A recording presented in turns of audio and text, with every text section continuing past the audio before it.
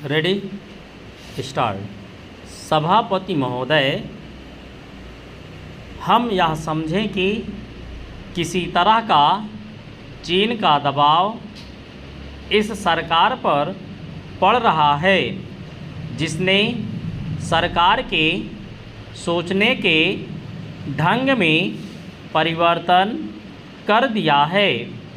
मैं गृह मंत्री से विशेष रूप से यह कहना चाहता हूं कि सरदार पटेल जिस जगह पर बैठे थे, आज आप उसी जगह पर बैठे हुए हैं और राष्ट्र की आंतरिक सुरक्षा का भार आपके कंधों पर है। इस प्रकार के प्रकाशन सरकार की दुर्बलता के सूचक हैं। दूसरी बात, मैं सांप्रदायिक दंगों के संबंध में कहना चाहता हूँ।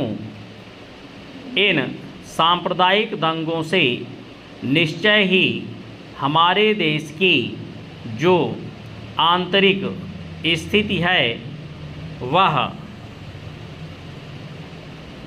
बिगड़ती जा रही है।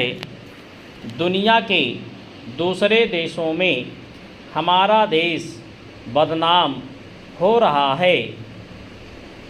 सबसे पहले मैं गृह मंत्री महोदय से कहना चाहता हूं कि अब जितने सांप्रदायिक दंगे हमारे देश में स्वतंत्रता के बाद हुए, गृह मंत्रालय इस बात की जानकारी ले कि इसका प्रारंभ कहां से होता है और कौन उसको प्रारंभ करता है। अगर इस देश का बहुमत उनको प्रारंभ करता है, तब तो मेरा कहना है कि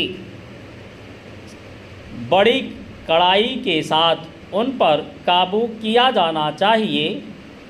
लेकिन अगर दूसरे लोगों की तरफ से प्रारंभ होता है तो मैं समझता हूँ कि उनके अंदर इतनी हिम्मत नहीं है। जब वे जानते हैं कि इसका परिणाम यह होगा कि हमको और हमारे दूसरे सहयोगियों को चोट लग सकती है, फिर भी वे इसका प्रारंभ करें, तो मुझे लगता है कि कोई तीसरी शक्ति अवश्य है जो आज भी 5 दशकों के पश्चात हमारे सामाजिक जीवन को दुखी बनाना चाहती है। चेंज। उदाहरण के लिए मैं एक ही बात कहना चाहता हूँ।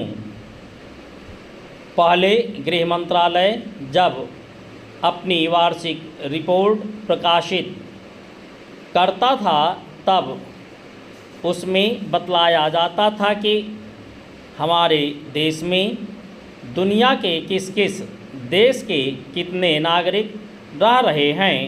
लेकिन अब शायद जानबूझकर गृह मंत्रालय ने अपनी कमी को छिपाने के लिए इन आंकड़ों को देना बंद कर दिया है।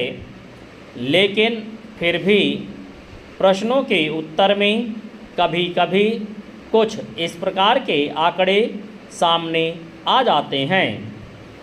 अभी हाल में जब यहाँ पूछा गया कि हमारे देश में पाकिस्तान के कितने नागरिक ऐसे हैं जो पासपोर्ट लेकर रह रहे हैं, तब उत्तर में सरकार ने बताया कि इस समय पासपोर्ट के आधार पर भारत में रह रहे पाकिस्तानी नागरिकों की संख्या लगभग 217,000 है।